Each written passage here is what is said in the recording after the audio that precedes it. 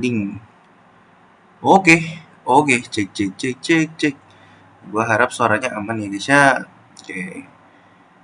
Kita mulai ya, tapi pertama-tama welcome back.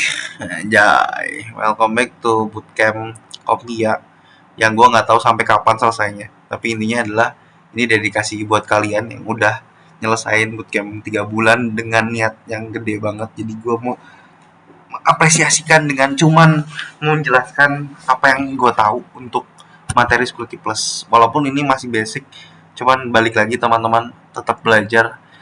Kita nggak akan makan waktu yang banyak, paling 1 jam doang. Tapi gue harap 1 jam ini bermakna buat kalian. Oke, next.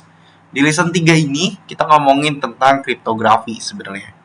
Kalau kalian pernah lihat di Pico CTF, kalian pernah coba melakukan CTF atau GitHub atau melakukan authentication atau bikin application, kriptografi itu nggak jadi harus jadi salah satu yang dipikirkan.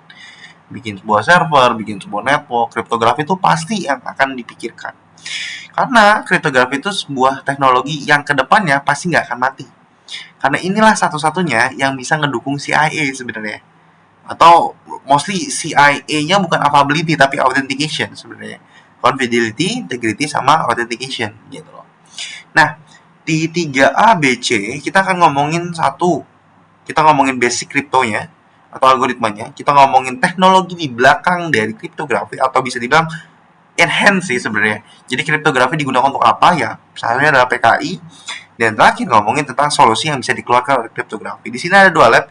Insya Allah akan saya coba kerjakan dua-duanya. Ya, jadi teorinya nggak akan terlalu banyak karena menurut saya teman-teman juga nggak terlalu fokus untuk exam ya. Ataupun kalau mau fokus untuk exam, balik lagi callback saya kita diskusi. Objektifnya kita cuma 3 di sini, kenalan dengan basic kriptonya atau algoritmanya, kenalan dengan PKI-nya atau digital certificate-nya, dan kenalan tentang solusi yang bisa diberikan oleh kriptografi. Jadi saya harap dari 3 objektif ini tidak terlalu pusing ya untuk mengenal apa itu lesson 3. Oke. 3 hal ini pikirkan bulat-bulat, noting, karena 3 topik ini nggak jauh-jauh ngomongin tentang 3 objektif ini. Kita akan masuk ke objektif pertama, yaitu compare and contrast. Jadi compare and contrast itu bisa dibilang mengerti apa itu kriptografi gitu ya. Nah, 3A kita akan ngomongin tentang kriptografi algoritma.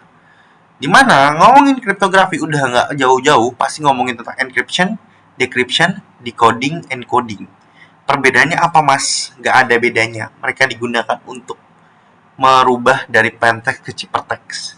Tapi yang satu digunakan untuk data di dalam sebuah transmisi message dan menggunakan konsepsi ayat tadi. Kalau ini lebih ke transmisi data.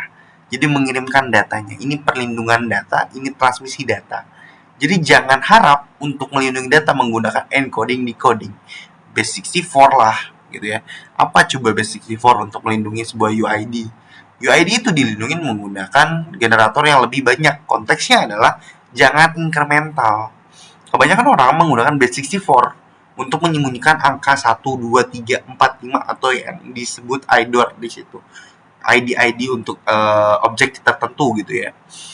Tadi saya bilang plaintext, ciphertext. Plaintext adalah message yang tidak di uncoded.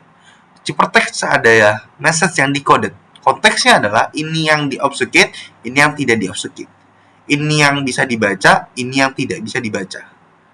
Dimananya cipher itu tuh adalah algoritma yang dipakai untuk mengubah dari plaintext ke ciphertext. Nantinya yang melakukan cracking itu adalah cryptanalysis, dan biasanya kalau kita ngomongin kriptografi gak jauh-jauh pasti kenalan sama Alice dan Bob dan Mallory dan Rookie. 4 orang ini adalah sebuah anomali atau misalnya sebuah analogi lah, bisa dibilang analogi yang sering banget dipakai oleh orang-orang yang mempelajari kriptografi. Selain kriptografi ada hashing, yang mana encryption itu ada symmetric dan asymmetric. Di sini saya masih basic aja, belum spesifik, tapi saya ingin tanya, ada yang belum kenal namanya simetrik sama asimetrik? Simetrik, asimetrik. Lupa mas. Oke, thank you. Kita kenalan langsung masuk ke simetrik sama asimetrik. Nah, kalau ngomongin simetrik, ingat aja satu kunci dah. Nah, kunci emas simetrik, Alice dan Bob pingin komunikasi. Alice buat sebuah kunci namanya simetrik. Nah, kunci tersebut dilempar ke Bob. Ya, nanti si Bob dan si Alice itu mau komunikasi pasti pakai si kunci tersebut untuk merubah plain text yang hello world ini plain text menjadi cipher text atau yang nggak bisa dibaca atau encrypted text. Sehingga pesan tersebut hanya bisa dibaca oleh orang-orang yang punya kuncinya. Dari cipher text to plain text itu adalah simetrik. Cuman satu kunci saja. Keuntungannya fast storing problem storing, sorry. Tapi masalah adalah dia hanya menyimpan confidential only, not integrity. Itulah yang plus minus dari simetrik. Ya, dia fast, tapi masalahnya kadang-kadang dia juga disalahartikan sebenarnya gitu ya. Digunakan dengan cara yang lain, tapi secara umum dia tuh cepat daripada asimetrik. Dan biasanya suitable for bulk encryption. Di mana nantinya simetrik sendiri itu digabungkan di Keyleng, makanya ada yang namanya AES. AES berapa? AES 256, AES 128, AES berapa berapa berapa. Di 256, 128 adalah Keyleng. Di mana Keyleng tersebut adalah memastikan bahwa pesan atau yang disebut ciphertext itu tetap diprotek walaupun algoritma yang dipakai ketahuan. AES 256 tuh tadi tuh, oh AES-nya ketahuan nih gitu ya. Kayaknya nih pesannya bisa di cracking gitu ya. Silahkan di cracking. Karena ada 256 lebih possibility atau kali-kali atau eksponensial berapa kali lah. Pesan tersebut tuh susah untuk di cracking. Dimana kalau bit kalimat kita cuma 10 bit aja, misal adit gitu ya. Ini kan cuma berapa tuh? Adit gitu ya. Adit. Nah, adit. 4 tuh. Nah, di sini tuh bisa aja kita tambahkan key space yang lain. Tapi ya jatuhnya ini di encrypt gitu ya, yang memang nggak bisa diketahui oleh orang-orang. Hanya orang yang memiliki kunci yang dipakai untuk encrypt dan decrypt. Gitu. Biasanya semakin panjang key bit length maka makin panjang large key space. Maka dari itu akan ngeprotect brute force-nya. Oke? Selain asimetrik ada juga selain simetrik ada juga asimetrik. Tapi sebelum itu ada yang bertanyakan?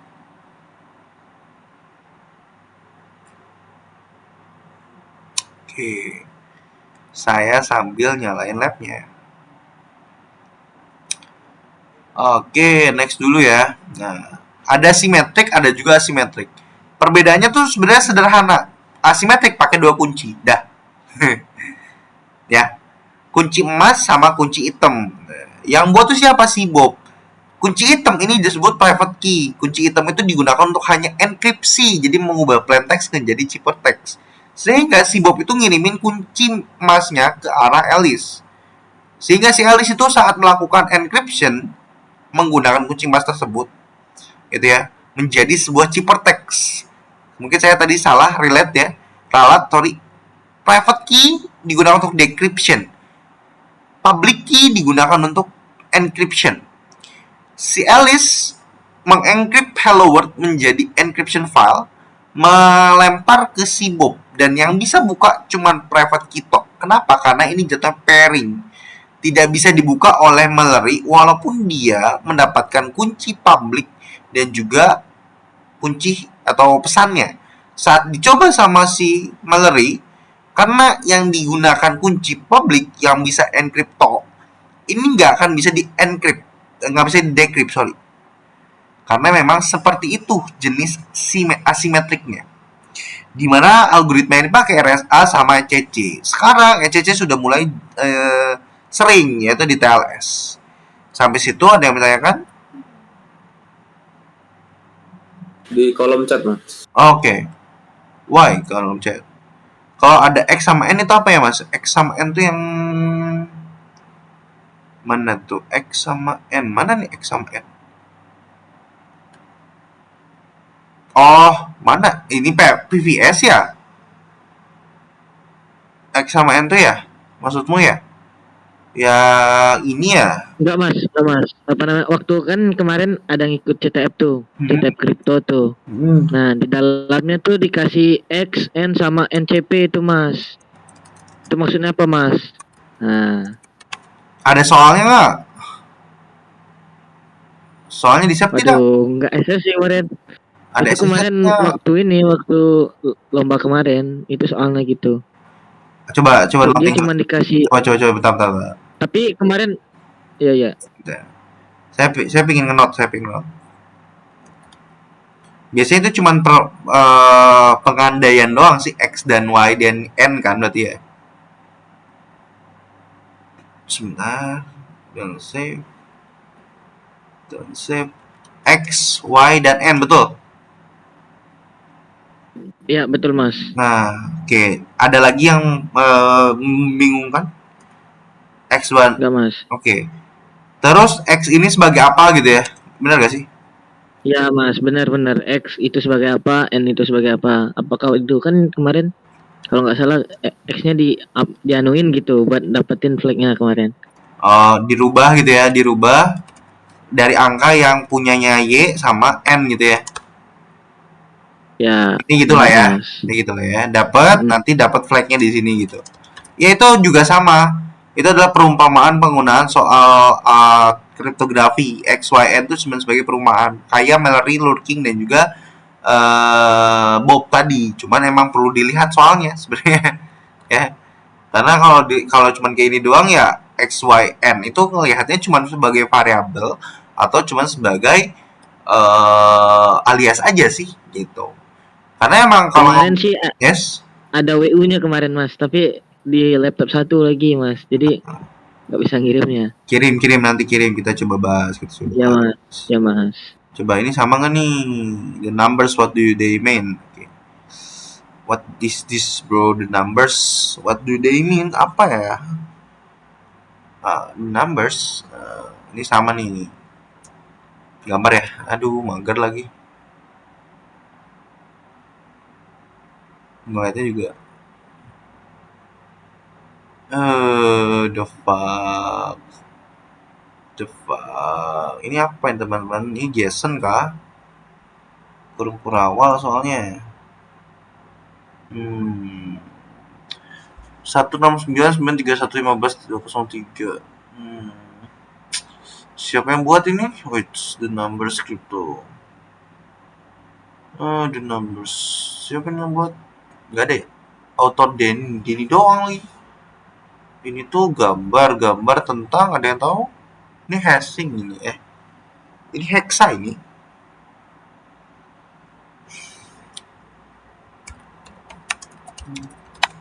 Let's see guys, ini kepo juga saya, ingin nyoba ngedit ya. Pingin tahu aja. Number. Bisa nggak ya dia pakai kurung kurawal gitu? Who knows? 93 15 3 aduh salah. 93 15 320 ada nggak tuh? 320 berarti ini 9 ini 3 ini 15 16 9 kalau 3 15 3 20 3 20 6 ini nggak tahu di sini bisa nggak ya dia, kayaknya nggak pakai tanda nggak sih dia ya, dia cuma angka doang. I don't know, let's see 28 5 oh nggak kelihatan nih kayaknya. 14 sisi 14 21 31 kepo ya saya. Udah lama nggak main kayak ginian. 13 2 5 5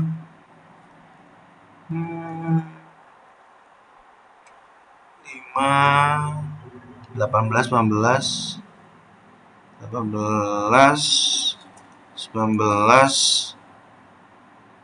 13 1 13 1 what the fuck 19. Wah, salah nih kayak ini. Klik nih saya nih, bentar. 17. Ya, begitulah pokoknya. 18, 13. Wait guys. 18, 13, 25, 2, 5, 18. Wah, salah ya. 2, 5, 25, 18, 19. 18, 19,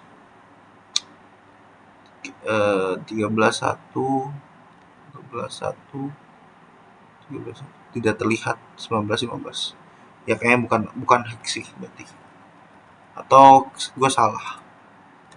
Saya berarti salah. Bukan apa-apa. PNG soalnya nih guys. Apakah gue harus ngambil cek hexaeditor di sini? Maybe. I don't know. Lanjut aja ke ini Mas Adit, lanjut ke kontiannya aja nggak apa-apa Mas Adit. Nggak apa-apa, tenang aja. Gue kepo aja. Gue beneran pengen pingin aja malam ini. Nah, lanjut ya. Tapi kalau misalnya ada pertanyaan chat kayak tadi gue coba pingin ngelesain sih. Oke. Symmetric. Nah, after kita berkenalan dengan asymmetric dan symmetric, sebenarnya itu udah nggak relevan ya dengan teknologi sekarang. Makanya ditambahkan sebuah mode operation atau tipe-tipenya sebenarnya. Dimana yang klasikal itu yang tadi kita kenal, yang substitution sama transposition. Ada yang namanya Caesar, ada yang namanya Roth 13, Roth 11, dan lain-lain seperti itu. Dan itu udah ketinggalan zaman. Sekarang masuknya ke modern operation, nggak perlu lagi berkenalan dengan ini. Perlu sih untuk mengenal dan juga basic sebenarnya. Tapi teknologi sekarang menggunakan modern, di mana modern itu menggunakan private key dan public key, dan secara input dia juga menggunakan block chipper dan strip chipper. Inti dari dua teknologi ini gitu ya, block chipper, strip chipper itu biasanya tipe dari inputan yang data yang diinputkan dari public ke private atau dari si client ke server. Dipilih mau di per block di encrypt atau per stream data di encrypt gitu. Itu adalah tipe-tipe chipper yang memang sekarang makin masif penggunaannya, makin sering banget ditemukan dan makin susah untuk di cracking. Makanya nge-crack sebuah wireless itu menjadi suatu hal yang kayak rare banget gitu loh, susah tapi menarik untuk dicoba, apalagi kalau kita melakukannya black box, karena otomatis kita one side di situ ya. Selanjutnya ada hashing, tapi sebelum saya masuk ke hashing, ada yang ditanyakan lagi? Jadi teorinya gitu aja ya. Bedanya adalah apa yang bakal keambil gitu. Oke, wait teman-teman.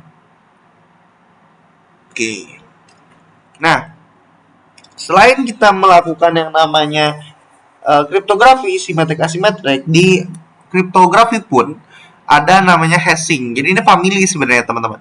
Ada hashing. Dimana hashing itu jenisnya fixed length, nggak akan bisa diubah-ubah lagi. Dia one way, dia anti collision seharusnya. Dan SHA-25 juga SHA sama MD5.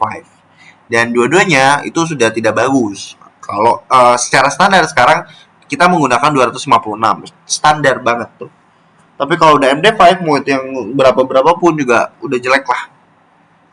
Ya, makanya ini sebenarnya tidak boleh dipakai kalau MD5. Cuman emang questioning di sistem internal mungkin boleh, walaupun itu acceptance level, jadi menerima resiko yang ada. Jadi jangan bilang orang security itu strict, harus ini, enggak. Harus menyesuaikan sistem kita. Kalau sistem kita emang accept 5 MD5 ya udah pakai aja. Cuman emang harus di-harden berarti. Minimal apa, passwordnya jangan sama ya, Dek. Itu yang sering terjadi biasanya. Dimana itu yang gampang banget di-crack oleh si hacker gitu loh. Dan sekarang teknologinya itu menggunakan digital signature. Kalau teman-teman tahu sebuah konsep untuk nge-proving integrity, authenticity, dan operation di GitHub, di code sign in, di mana-mana sebagai verifying atau hak cipta sebenarnya ya, itu menggunakan digital signature, di mana digabung menggunakan PKI atau public key cryptography dengan hashing. Dimana public key-nya itu digunakan untuk nge-crack atau membuka, atau bukan membuka sih jatuhnya. Ini kan kalau lihat dari sini, message-nya si Alice ya punya pesan hello world. Dia hashing hello world tersebut jadi hash. Di encrypt menjadilah signature-nya. Encryptan ini itu dibarengi dengan hello world yang plain text. Dibarengi juga public key-nya. Ya teh. Nah, nanti si Bob itu verifying digital signature-nya menggunakan public key-nya, di mana dia memikirkan digits of the message-nya. Ya, seharusnya kalau pesan ini tidak diubah, harusnya sampai ujung ke sini digits-nya tidak berubah. Gimana ngeceknya? Karena si Bob itu tahu hashing yang dipakai sama Alice, dia melakukan hal yang sama dan benar hashingnya cocok.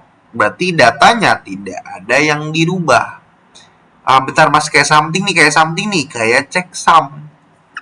Digital signature itu mirip checksum, makanya di website itu ada hashing yang digunakan untuk verifikasi. Nih aplikasi gua nggak diubah ya, gitu. Lu jangan sampai kena jebakan nih gitu loh. Karena emang kalau kena jebakan ya itu udah kelalaian lu, karena gua udah nambahin sebuah hashing, sebuah digital signature. Clear? Questioning guys.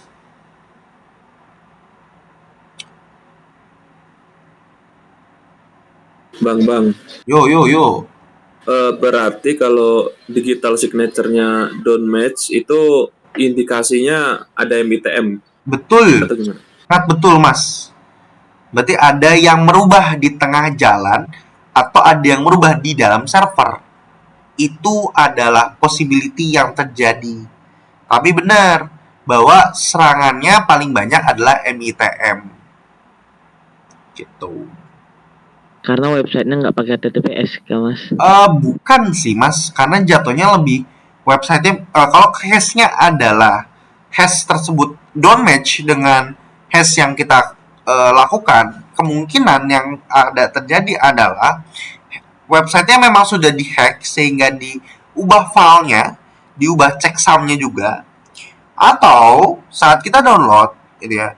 Walaupun kita download di website yang resmi ke server yang resmi, bisa aja sebenarnya pas distribusi aplikasi package-nya itu dirubah sama hacker, package kecil-kecilannya atau library-nya.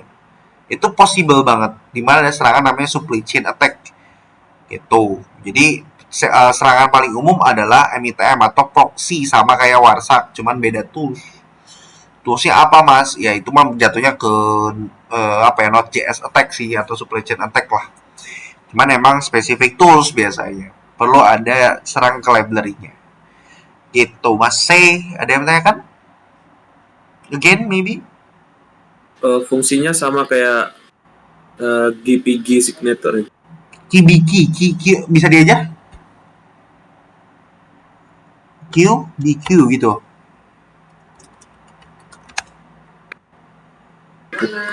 Bukan. Apa? Kayak PGP. Oh, PGP PGP verification. signature. Ya. Ya. Pretty good privacy. Betul. Tapi ini di email kan biasanya. Ya. Oh, dia open source ya? Ya, betul. Tuh. Ini kalau kita ngirimin email, kalau gua menggunakan PGP ini gitu. Pas gua CTF di LKS-nya Bandung itu, dia disuruh untuk ngirimin email menggunakan PGP dia. Dan ya bisa work. Tuh. Pretty good privacy. Aman Mr. Fox? Aman. Oke. Cuman tadi kalau use case-nya email itu gimana verifikasinya, Mas? Di emailnya punya settingan sendiri. Jadi kita menggunakan PGP email. Nah, ini masih kita menggunakan Open PGP. Nah, Kemarin tuh disuruh pakai Thunderbird. Nah, ini autocrypt. Seperti itu. Tapi gua nggak Oke, tapi nggak dipakai eh, nggak dipakai di ini ya. Gua nggak dipakai di kerjaan. Gua kemarin dipakai cuma di chat app doang. termasuk preventif ini phishing ini. Ya, setuju. Tapi berat banget. Literally beratnya minta ampun. Karena dia menggabungkan kriptografi sih. Semua kriptografi dia gabungin dan jadi satu dan dijadiin message. Jadi nggak dipakai buat message sekarang. Mereka menggunakan lebih secure menggunakan PKI atau menggunakan konsep namanya, gue lupa lagi namanya apa. Tapi intinya ada beberapa hal yang dia pakai lah untuk memverifikasi email dari siapa. Oh ya, DNSSEC sama SPF DKIM-DMARC kalau di email spesifik. Cuman itu udah jauh dari kriptografi sih. Tapi ya gitu masih. Kalau mau nulis atau mau nyoba, ada namanya SPF. Ya, SPF bukan ini, sorry. SPF DKIM DMARC. Nah, ini kalau di email untuk memverifikasi domainnya gitu ya. Terus tadi ada SPF DKIM DMARC sama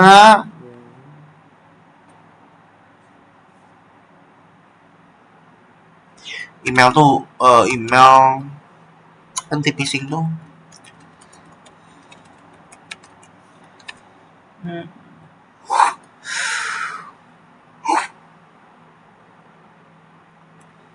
wah nggak tahu dah, banyak sebenarnya software yang digunakan untuk anti phishing masih, tapi seperti itu. Clear? Oke. Oke, noted. Nah, di note dulu, nanti dicoba aja di rumah PGP itu apa atau mau ngapain sebenarnya. Oke, sekarang kita akan coba nyelesain namanya apply lab, di mana apply lab itu berfungsi sama kayak assistant lab. Di sini kita akan coba cek skenario-nya. Kita sebagai security team member dari perusahaan Stutiril Inc., kita akan coba bekerja untuk improve organisasi security stance. One area of concern is protecting individual using encryption, dan gimana cara kita recover akses yang ada pada file tersebut jika diperlukan. Di lab ini kita akan coba konfigurasi namanya AFS Data Recovery Agent, dan kita akan coba nge-encrypt file tersebut di next step. You will break user account ability to access their own PFS encryption. Finally, you will use data recovery agent to recover access file system. Oke, kita akan menjadi dua role, yaitu yang config sama yang nyala. Kita akan berfokus ke PC10 katanya, dan di mana PC10 adalah Windows Server. Oke, noted. PC10 LT delete teman-teman. Jamie, kita masukin password dan enter. Oke, sekarang gue disuruh buka PowerShell. Tumben labnya enak nih. Nggak terlalu nge-lag.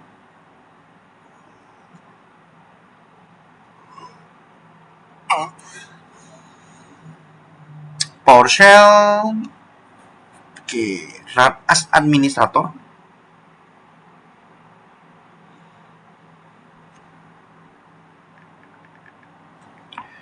Oke, yes.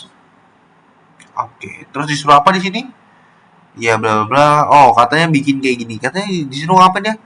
Oke, operasi ini nge-remove virtual machine from domain. Oke. Dan configure standalone system. Oke, berarti keluar dari domain tersebut ya. Dan lab ini akan coba kehilangan FVS private key. FVS itu apa? Kita coba cari dulu ya. Encryption file system namanya EF itu. Storage encryption can be implemented of many ways, including full disk, partition, file, volume, database, and recovery encryption. Lab ini berfokus terhadap spesifik file encryption, di mana kita menggunakan EFS sebagai fitur dari NTFS file format di Windows OS. Biasanya encryption file system, most file encryption solution menggunakan symmetric encryption, berarti satu kunci buat nge-provide confidence talk, bukan integritas berarti. The files and symmetric encryption to store the symmetric encryption. Oh, dia menggunakan dua kunci tersebut ya. Menggunakan symmetric dan juga asymmetric. Symmetricnya digunakan untuk data EFS itu, dan symmetricnya dikunci lagi menggunakan asymmetric. Coba lihat nih. Asymmetric encryption to store the symmetric encryption. Jadi sebenarnya mereka menggunakan cara yang yang satu nge-encrypt data, yang satu nge-encrypt kunci. Lucu juga. Tapi emang seperti itu, ya. Emang seperti itu. Jadi sekarang udah menggunakan dua kunci seperti itu. Dimana di encryptnya tuh kunci private-nya menggunakan kunci private public key, bisa dibilang seperti itu. Oke, wait. Wait teman-teman, sorry teman-teman.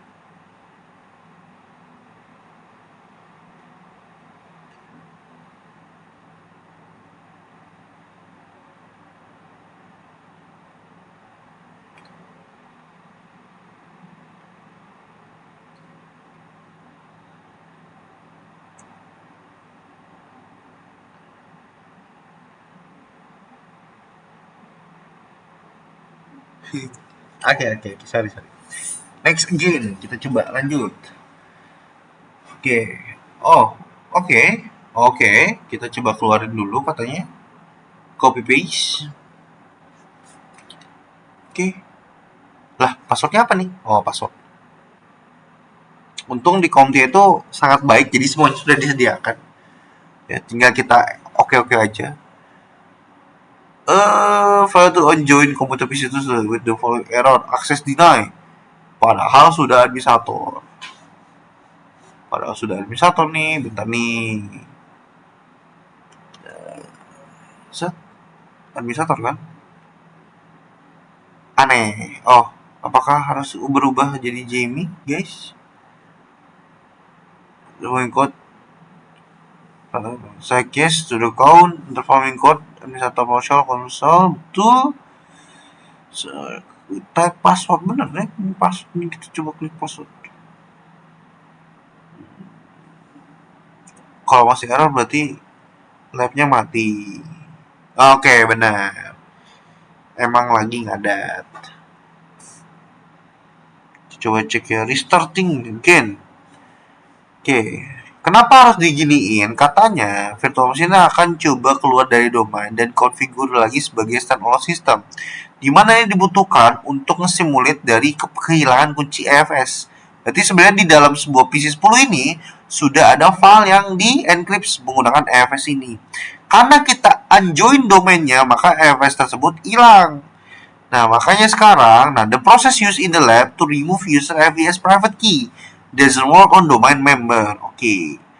Berarti sekarang kita akan tugasnya adalah mencoba melakukan enkripsi mungkin ya. Bisa seperti itu.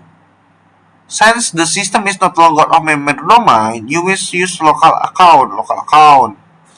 Admin katanya. Oke. Manual create EFS data recovery agent, certificate store in new folder. Oke, di sini sudah ada step by stepnya. Kita pakai ya, CMD.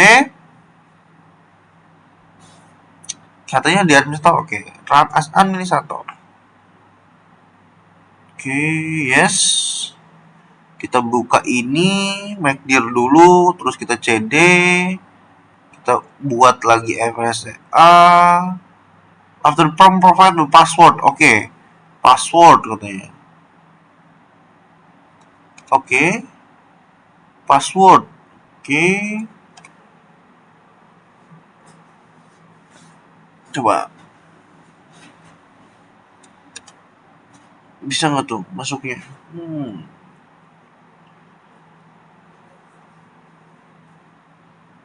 Oke, tunggu dulu. Lagi proses. Oke. Sukses. Terus kita dir.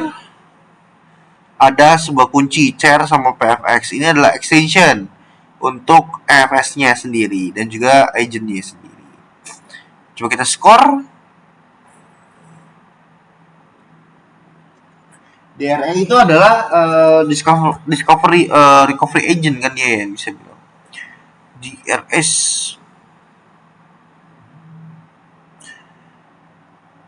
data recovery agent adalah DRS-nya apa dia? Oh, wait.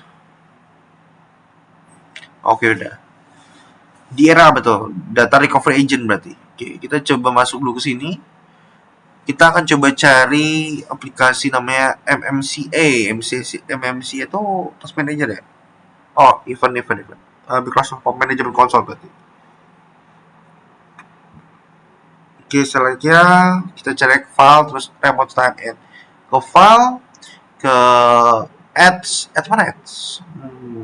Oh ini add remote step ins. Nah, katanya disuruh masukin apa? Dan select ads. Oh yang mana nih? Select group policy object editor. Select group object sih.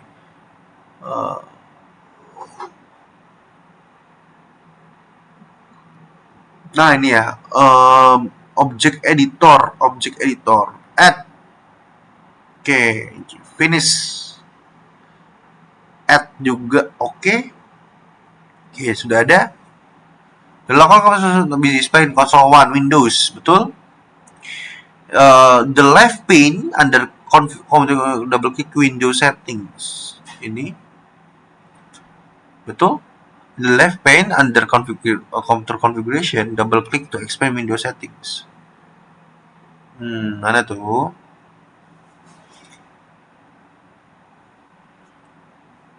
Step ini ya, teman-teman. Step H-nya computer configuration. Computer configuration, why?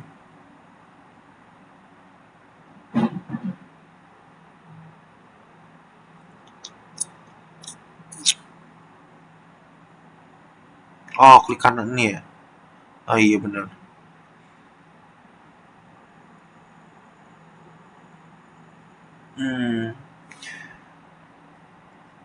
Windows settings, setting public key. Windows setting mana nih? Windows seperti tidak ada. Mencurigakan saya. Encryption, coba misal public Windows settings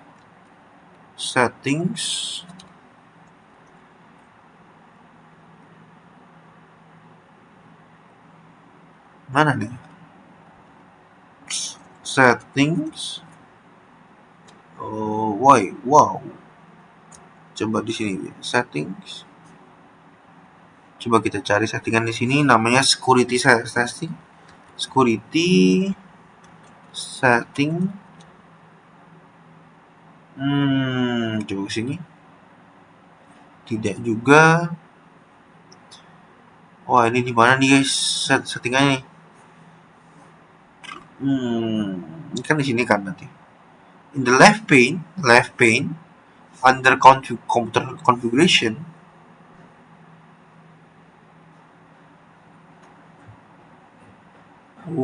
Yang mana nih? Coba.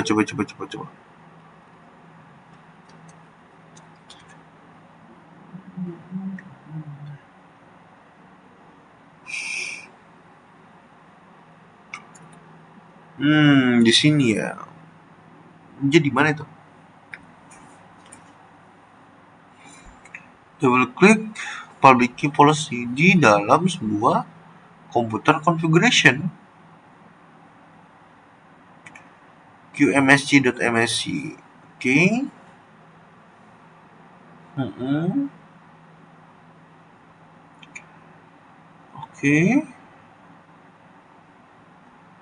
Oke.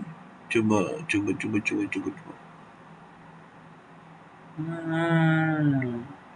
Di sini kah? Klik kanan. Sama aja.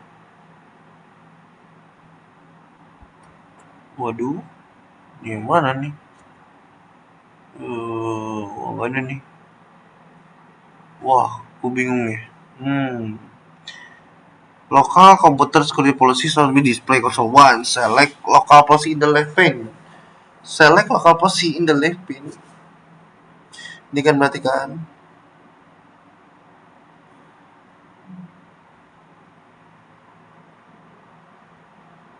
ini, oke. Double click to expand Windows setting. Oh ini Windows setting, oke.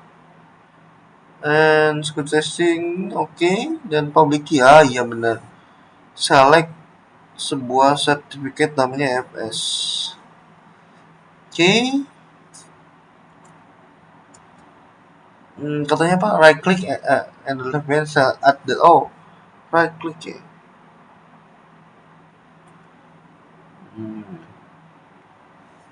Add data recovery agent katanya. Next. Oke, ini ada yang perlu dimasukkan. Browse folder, terus this PC katanya. Oke, semuanya di verify berarti.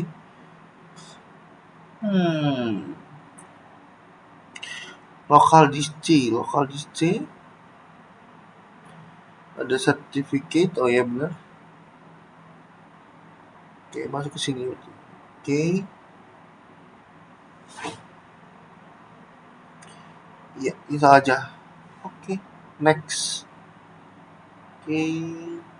On and recovery agent, select yes, next, terus finish. Itu doang. Oke.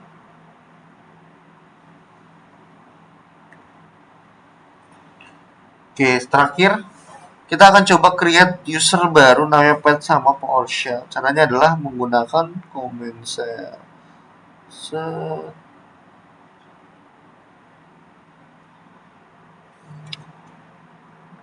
Oke, sudah sukses katanya. Biasanya password you need the pet account which is not the lab password, you will also change this later experience. Oke. Kita akan masuk ke encryption filenya menggunakan FS. Ini baru settingannya doang berarti tadi. Kita coba enkripsi IPS-nya. Oke. Katanya native feature dari FVS itu nge-low individual files atau entire files buat nge-encryptnya without needing the encryption entire storage katanya. Dan FVS itu sangat mudah, mau itu UI atau CLI. Oke. Sign out, terus kita ganti pet sama password. Oke. Tadi bisa jadi sebuah itu tuh misconfig tuh, jadi ganti password kayaknya. Tapi emang harus di level tertinggi dulu. Sorry. Next. Oke, LTD let kita ganti pakai user pet dan Windows. Pet password. Ya.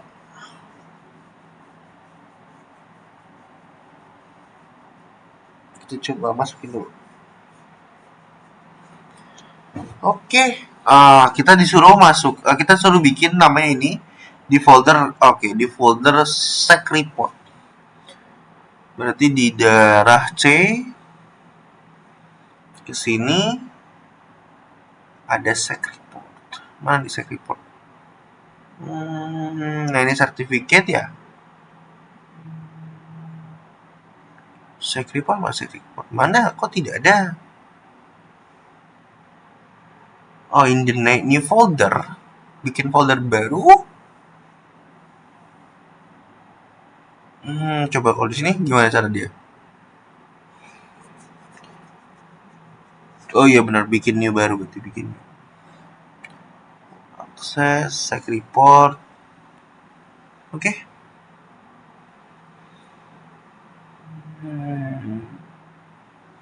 Right click in the empty area segment text dokumen katanya. Oke.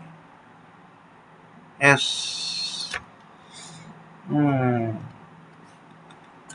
Siapa? Next di folder doang nih.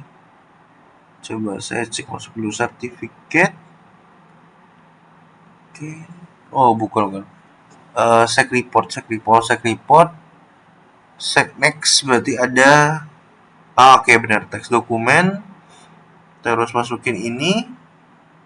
Sekarang kita bikin 2 lagi hal yang sama.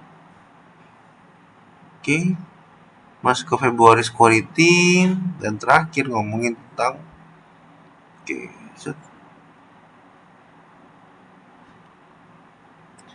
Oke, dan di sini sebutnya Februari, April, Januari, Februari Security dan Maret Security. Oke. Kita coba score dulu. Oke, sip, ada tiga-tiganya. Oke, kita lanjut dulu ya. Kita akan coba masukin file seperti ini.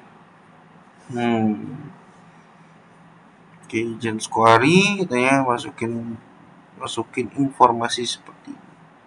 Oke. Jangan lupa di save, masukin dulu katanya, dan kita akan repeat ke yang lain. Oke. This is security report kan? Coba saya lihat. Oke, sip. Next. Nah, save, jangan lupa. Right, oke, web sama. Oke. Kita coba ke sini dulu. Oke, sini. Oke. Kita coba masuk dulu.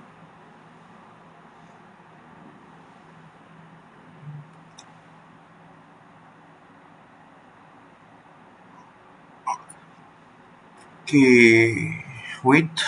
Kita coba step ke-6 dulu. Encrypt yang January security menggunakan EFS. Terus ke menu properties, advance kan.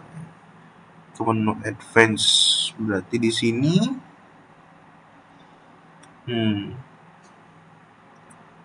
Oke. Encrypt content, select drop down name sama encryption. Oh, kata ini. Oke.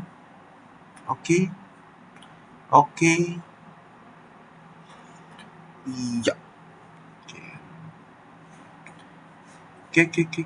Sekarang kita akan coba masukin zipper di dalam tim encryption Webdance. Oke. Ya, kita masukin.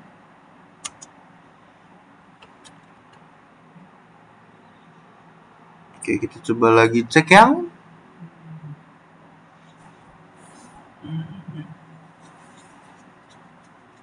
kita masuk ke arah Maret katanya. Oke, March. Belum coba di sini.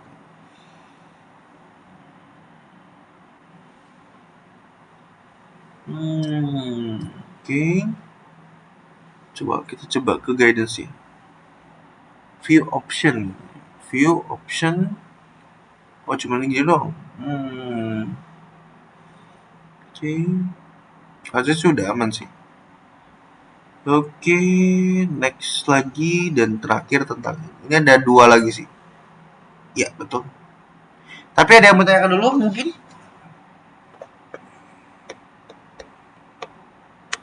Kayaknya pertanyaannya to the point sih. Iya. Ini kan tadi kan buat sertifikat gitu. Bisa nggak sih kalau dia dimodify lewat Mimikatz atau template kayak SC8, SC1 gitu?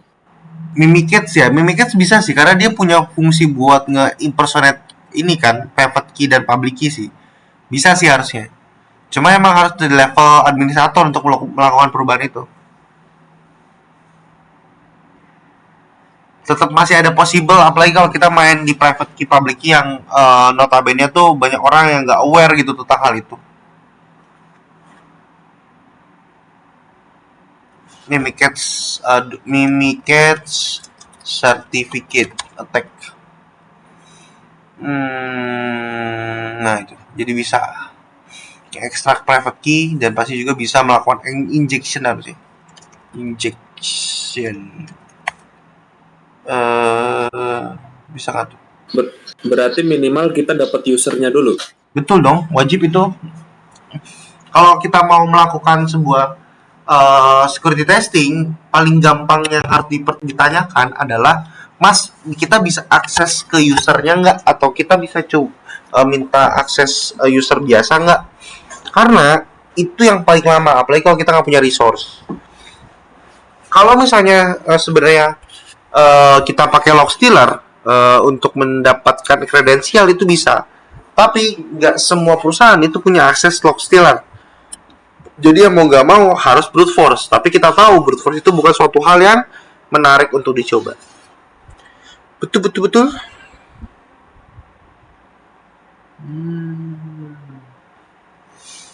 Oke. Sekarang kita terakhir. Ini ada 2 lagi. Masih aman lah. Basic 10 admin password. Sekarang kita akan coba ganti password pad deh untuk ini namanya. Oke, Kita coba masuk ke CMD. Langsung potong aja ya. Kalau memang saya kecepatan atau bersemangat banget, tolong dipotong. Kita coba cari dulu. Ini langsung ganti, Pak. Coba. Oh iya, nggak pakai administrator. Sorry.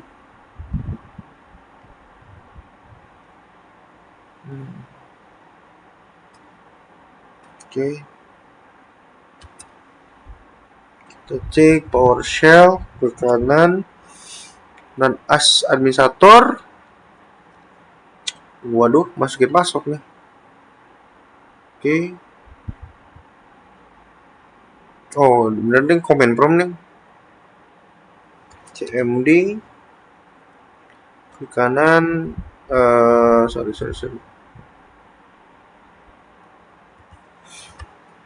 Oke. Command prompt CMD ke kanan. Administrator katanya. Oke. Masukin password. Oke.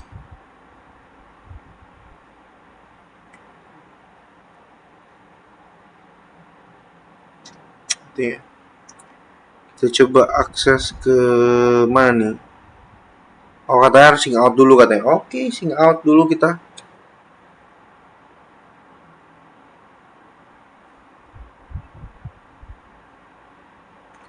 Wah, nggak bisa nih kayaknya.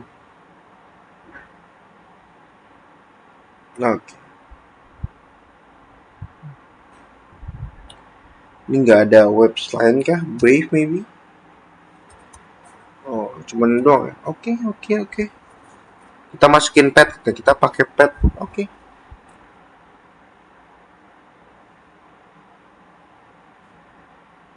Oh, nggak bisa dimatiin nih. Terus gimana dong caranya biar kita ganti? Oke.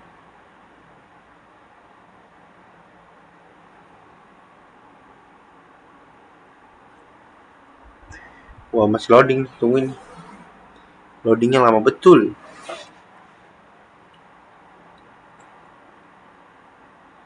Ganti password, masuk ke folder, atau menjadi query, cek file name. Oke. Oke, kita skip dulu lah. Attempt to double click auto warning display. Katanya nggak boleh. Oke. Oh, ini masih boleh belajar. Oke. Katanya apa? Why is the pet account no longer able to open their encryption file?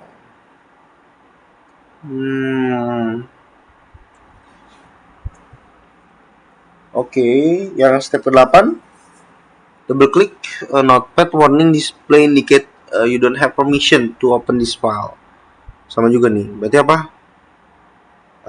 Kenapa alasan si pet itu nggak bisa pakai encryption file tadi? Oh, ini harusnya sih. Ya betul. Jadi kita ganti semua passwordnya di sistem tersebut. Oke. Dan terakhir kita ngomongin tentang DRA untuk recovery akses dari FSS. Oke, ALT udah aman, ini udah aman, ini juga dapat aman. Oke, kita akan coba masuk ke 5 dan 6. 5 itu biasanya menggunakan hacker ya. Hacker itu menggunakan zipper command to view the encryption status. Dimana kita cek di situ OU-nya juga berbeda. Oke, ini salah satu tanda bahwa memang aplikasinya kita coba lakukan assessment di situ. Ya. Oke, kita coba skor. Oke, dapat. Kita admin, alt delete juga, path dan folder aman. Oke. Next. Nah, sekarang dijawab pertanyaan-pertanyaannya. DRA itu kan berarti data recovery agent tuh. Recovery access, reward delete. Harusnya ini sih. Oke, betul. DRA itu semacam sebuah sistem untuk memastikan sistem data kita tuh sudah satu dan bersinergi, jadi dia udah otomatis ngeblok doang.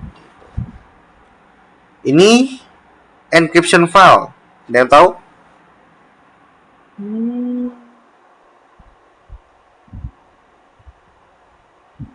B. B ya, B.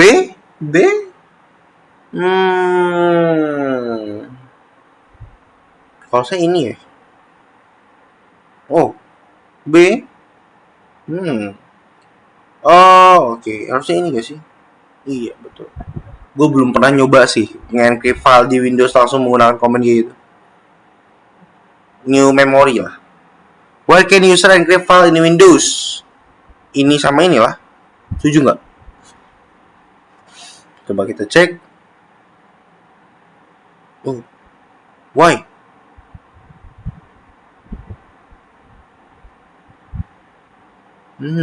Giselle maybe? Enggak juga. File Explorer? Oh, kok File Explorer? Emang ada. Dikasih password sih emang di encrypt, cuman kan nggak semua. Oke. Terakhir, DRI can define established after file encryption and then can still recover access to the plain text. Iya, harusnya dia karena punya public key, private key dan bisa ngebuka. Fast. Oke.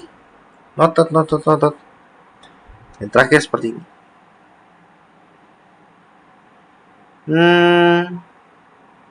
Harusnya masih asimetrik sih. Dan saya coba satu asimetrik. Coba saya cek ya.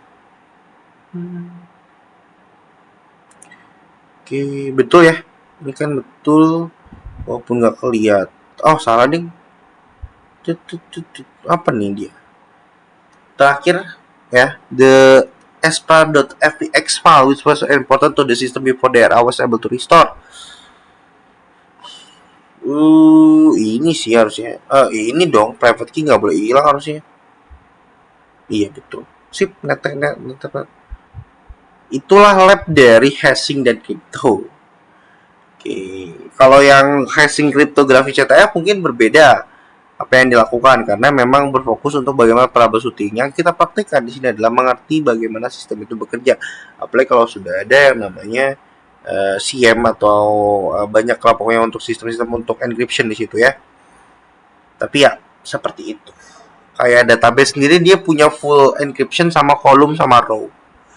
Tapi ya kita nggak akan jauh-jauh ngomongin tentang encryption di sini. Oke, question guys. Gue gak akan maju guys. Cukup di 3A dulu. Karena emang ini teori untuk exam dan itu adalah praktek yang dipakai untuk nge-encrypt sebuah file. Question.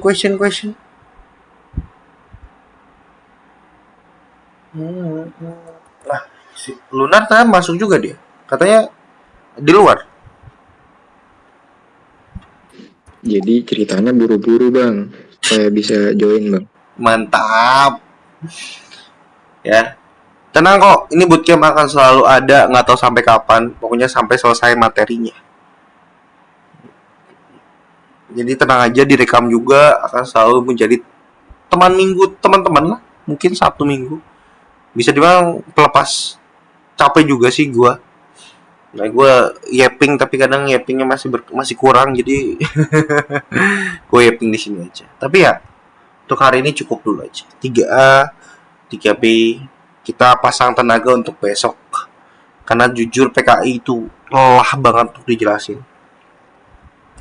Apalagi lab tadi. Lab tadi masih make sense sih sebenarnya. Kita masih ngomongin basic ya. Jadi saya harap di note dulu ya apa yang penting-penting di 3A. Gue sih bagusnya kalau ada notulen ya, orang yang nyatet gitu terus dikirimin ke gue, terus gue nanti bikin workbooknya gitu untuk lebih jelasnya kembali. Karena memang kan beda ya dari CompTIA resource, dari paket PEP, ChatGPT yang sudah diintegrate terutama udah mengenal MCP ya gitu. Ada yang mau didiskusikan sekali lagi teman-teman untuk hari ini? Oke bang, tadi kan PFX ya. Misalkan kalau ini sebuah lab tadi, ya itu kan ada perubahan terus menambahkan user dan lain-lain. Apakah perubahan PFX itu terdeteksi juga di CM gitu, di alat-alat Bluetooth? Pasti.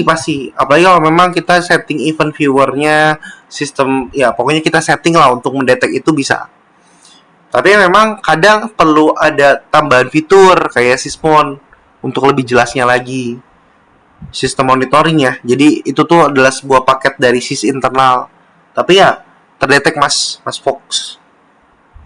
Next insya Allah teman-teman, kalau emang jadi ada project pasti gue ambilnya anak-anak sini sih, yang Jabodetabek terutama ya. Tapi ya gue nggak janji banget, tapi doain aja moga memang bisa ngebantu teman-teman juga. Tapi ya seperti itulah ya, karena insya Allah next gen atau apapun itu ada bootcamp lagi, dan ya sama gue juga lagi nyari teman-teman yang memang mau niat belajar bersama seperti ini. Terus aja apa ya, berdampak ke banyak orang. Insya Allah nanti gue coba reach out. Sorry tadi apa? Ada yang open mic tadi, sorry. Itu tadi nama labnya apa ya bang? Itu free nggak atau? Sayangnya perlu bayar, masih sayang banget. Namanya ini mas. Oke. Emang yang Komdia itu berbayar. Ini tuh kalau lab tuh harganya $110, tapi jujur mending gak usah. Ini saran saya, mending fokus langsung aja beli voucher. Nanti kalau untuk soal-soalnya atau apapun, tanya aja ke saya, paksa saya ya, supaya saya bisa memberikan soalnya. Kenapa sih dipaksa? Jujur memang kadang-kadang saya tuh apa ya, perlu ada dorongan lah ngasih ya. Jadi tolong kalau minta soal atau apapun, kontak-kontak aja saya. Jadi tenang aja, teman-teman juga mau manggil saya Adit tuh nggak masalah sih, nggak usah pakai email mas, karena umur kita nggak beda jauh seharusnya. Ya mungkin malah saya masih umur yang awal-awal, tapi ya seperti itu. Oke, apalagi kalau teman-teman mau prepare exam atau apa, terserah ya. Saya juga nggak nyaranin buat exam Sekuti Plus atau PTS Plus atau apapun itu untuk sekarang, maybe I don't know. Kalau mau nyoba ngambil EJPT silakan, ini boleh, terserah, asalkan memang bisa saya jawab. Saya kalau teman-teman tanya saya jawab ya, kalau saya bisa, kalau enggak ya mungkin akan saya tanya juga ke ChatGPT. Tapi ya seperti itu. Oke, teman-teman, clear. Kalau begitu untuk hari ini mah saya tidak akan berlebihan. Hehe.